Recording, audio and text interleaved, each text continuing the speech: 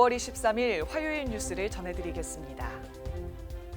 한국보건산업진흥원이 발표한 2024 신용카드 데이터로 본 외국인 환자 소비 패턴 분석 보고서에 따르면 지난해 외국인 환자의 국내 치과 신용카드 결제액은 562억 9,600만 원으로 전년 대비 40.7% 증가한 것으로 나타났습니다.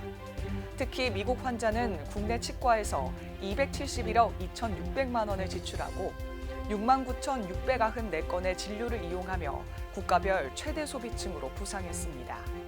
임플란트와 보철, 심리치료 분야의 높은 기술력과 합리적인 비용 경쟁력이 주요 요인으로 분석됐습니다. 지난 13일부터 14일까지 서울 코엑스에서 열린 프리우스 인터내셔널 컨퍼런스 인 코리아 2026이 국내외 교정 임상가 430여 명이 참석한 가운데 성황리에 마무리됐습니다. 일본과 미국, 대만 등 5개국 80여 명의 해외 전문가들이 한자리에 모인 이번 학술대회에선 성장기 교정치료 분야의 최신 프리오스 임상 노하우와 세계적인 치료 트렌드가 소개됐습니다. 제44회 APEM 세미나가 지난 14일 서울대학교 치과병원에서 행복한 환자와 함께하는 윤리적 수입 증대를 주제로 개최됐습니다. 이번 세미나에서는 예방진료의 임상적용 방안과 치주 환자 관리, 구강 위생 교육 등 실질적인 경영 전략이 공유됐습니다. 미국 펜실베니아 치과대학 장명우 교수가 두경부암 환자 재활과 두개안면 보철 분야의 전문 인력 양성을 위해 아간면 보철 펠로우십 과정을 개설해 눈길을 끌었습니다.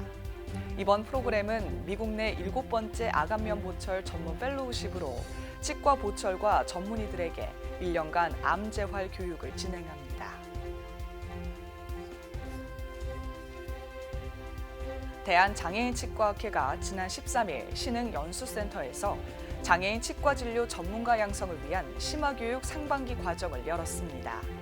이번 교육에선 서울대학교 치과병원 중앙장애인 구강진료센터 유수영 교수와 이동섭 교수가 연자로 나서 장애인 환자의 임플란트 치료 계획 수립과 진단, 수복 및 유지 관리 전략을 주제로 이론 강의와 핸즈온 실습을 선보였습니다. 연세대학교 치과대학병원 서울권역 장애인 구강진료센터가 지난 18일 개소 1주년 기념 행사를 열고 지난 1년간의 운영 성과를 공유하며 향후 발전 방향을 논의했습니다. 이날 센터는 환자와 보호자, 의료진이 함께 참여하는 축하 메시지 이벤트를 통해 장애인 구강진료의 중요성을 돌아보는 시간을 가졌습니다.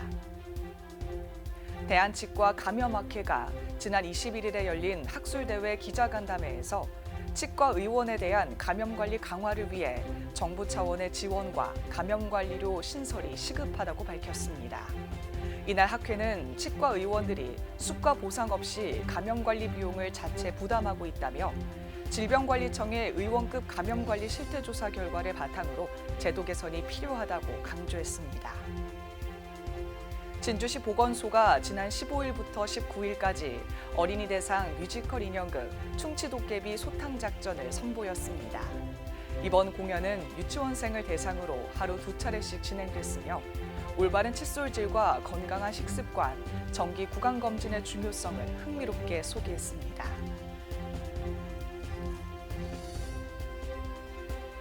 대한치과위생사협회가 오는 7월 4일 오스템 임플란트 마곡사옥 연수센터에서 구강 스캐너 활용 교육을 개최합니다. 이번 교육에선 예스미르 치과 윤신혜 진료팀장이 강사로 나서 디지털 스캔의 임상 적용부터 디지털 보철 실습까지 현장에서 활용 가능한 실무 중심의 강연을 펼칠 예정입니다. 연세대학교 치위생학과가 지난달 27일 인도네시아 가자마다 대학교 치과대학 세프티카 프리스마사리 전임 강사를 초청해 다문화 의사소통을 주제로 국제교류 특강을 열었습니다. 이번 특강에선 문화적 다양성과 치과 진료 현장에서의 소통 관계를 소개하며 다문화 시대에 필요한 임상소통 역량의 중요성을 강조했습니다. 한국노총과 민주노총 등 노동계가 지난 15일 기자회견을 열고 2027년 최저임금 최초 요구안으로 올해보다 16.3% 인상한 시급 12,000원을 제시했습니다. 이번 요구안은 월 환산액 기준 250만 8천 원 규모로 치과를 포함한 의료기관들은 인건비 상승에 따른 경영 부담 확대 가능성에 촉각을 곤두세우고 있습니다. 식품의약품안전처가 AI 가상 의사를 앞세워 일반 식품을 노화방지 식품처럼 허위 과대 광고한 업체를 적발해 검찰에 송치했습니다. 해당 업체는 비타민C와 효모식품 등을 영노화에 효과가 있는 것처럼 광고해 약 81억 원의 매출을 올린 것으로 조사됐습니다. 뉴스는 여러분의 제보를 기다립니다. 경조사, 인사동정, 봉사활동, 각종 행사 소식 등 치과계에 공유할 어떠한 소식도 좋습니다. 화면에 보이는 이메일이나 전화로 제보해 주시면 반영 가능하고 우수 제보자에겐 소정의 상품도 드리겠습니다. 이상으로 뉴스를 마치겠습니다. 고맙습니다. 임플란트 유명한 게 좋을까? 뭐가 달라도 다르겠죠. 임플란트 세계적인 게 좋을까? 뭐가 달라도 다르겠죠. 치과 의사에게 사랑받는 게 좋을까? 뭐가 달라도 다르겠죠. 오스템 임플란트!